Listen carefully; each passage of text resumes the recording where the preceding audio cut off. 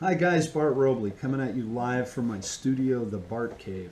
Um, we are on day number 3 of my my 31-day video series, Life as a Professional Musician. Um, Today what I want to talk to you about is promotion and promoting yourself. You can see over here behind me, I have my Facebook page open. And that's kind of what I want to talk about today is a little bit of the social media stuff that affords us promotion for our bands, for our businesses, and how I think that it should be used. There's a million, in case you're coming in like in on day 3 and you haven't seen day 1 and 2, there's so many great drum teachers out there giving drum lessons online.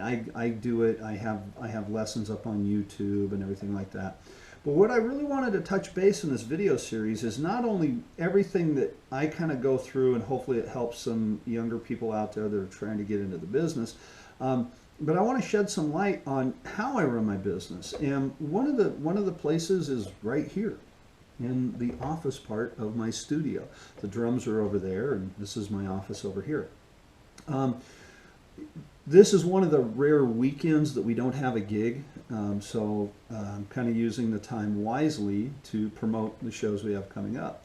I got up early this morning, a few hours ago, came out here like I said in yesterday's video with my mug o' coffee, and I've been doing Facebook postings and events all day, and there's so many great social media outlets out there, Facebook, Twitter, Snapchat, Periscope. I mean, Instagram, there's so many of them, it's hard to keep up with them. But be on top of it, because that's kind of the way the world runs now. It used to be back in the day that if you had a band or you had a business and you didn't have a website, that was the front door to your business. Well, now I kind of think of social media as it is the front door to your business and to the promotion machine behind anything that you're trying to do. Back in the day, I remember myself and Steven Sinker, the guitar player for the Sam Morrison band. He and I have been playing together for over 20 years, and we had a heavy metal band called Warcry. And when we were doing gigs and we wanted to promote ourselves, we would literally drive around with a stack of 11 by 17 flyers in his van, and we would go up to telephone poles and ka-dunk, ka-dunk, ka-dunk, ka-dunk, and hang these things up promoting our shows. We would hand them out to people and stuff. Well, nowadays, if you have a good following on social media and you work it right, you don't have to do those things anymore. It kind of does it for you, and I just think that that's fantastic. The other thing that I think where I see people that do have a good social media presence, where sometimes they miss the mark, they'll promote their stuff and they'll ask you to promote it, but in turn sometimes they won't promote your stuff, right? It's like anything. It's kind of like an instrument endorsement, which is going to be one of the videos that I do coming up.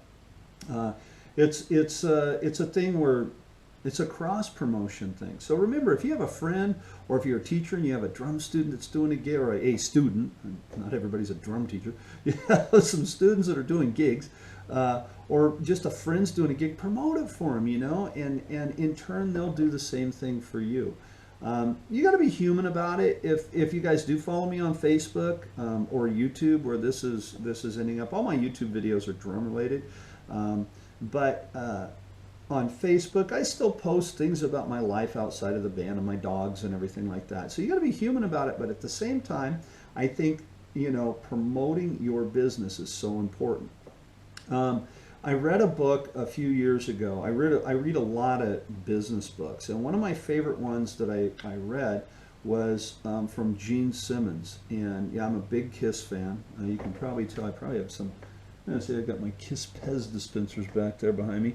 I'm a big Kiss fan, and I think that what they were able to do was just phenomenal.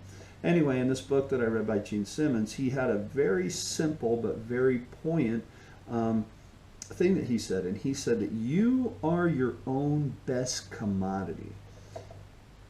Right? I mean, that was so simple, and so I really took that to heart. So even if you're watching this video and you're like, who the heck is this guy?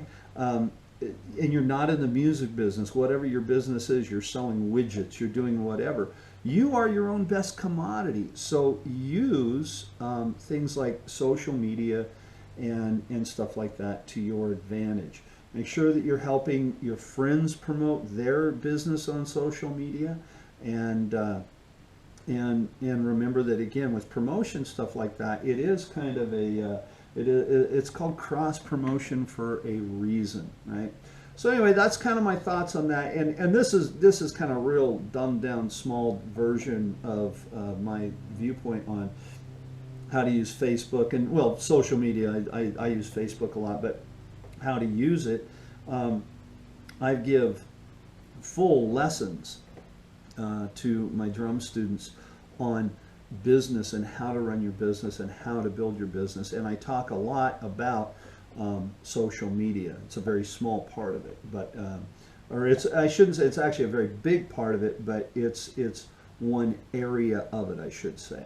So anyway, if you have any questions or you have any comments, feel free to leave them below, or shoot me an email or a message on Facebook. One other thing, you know what, I just thought of this, and I want to get it in there. You have to take the bad with the good. So if you put some videos up, let's say on YouTube, like where this one is going to end up, and let's say, you get the thumbs up and people like it, or you get a thumb down, and then somebody says something disparaging. This is just my opinion, but works for me. Don't get in an argument on the internet with somebody about why you're right and they're wrong, because that's just stupid. You're going to make it's just not a good thing. So, what I always try to do, if somebody doesn't like one of my videos, let's say it's one of my drumming videos, and I played something and they didn't care for it, but they feel they need to tell me why they didn't like it. What I'll usually do is kind of turn it around and say, well, hey, thanks for watching. I appreciate your opinion. That's the beautiful thing about the internet, and is that everybody can share their opinion. And usually, I'm not even trying to win them over, but maybe they'll just kind of, oh, well, yeah, you're right, and they'll leave another remark. So anyway, just don't do that, because that never looks good. So I've made that mistake before, so don't do that. So anyway, thanks for watching. I hope today, day number 3, was enlightening and somewhat educational. I hope you have a great day, and thanks for watching. I'll see you tomorrow.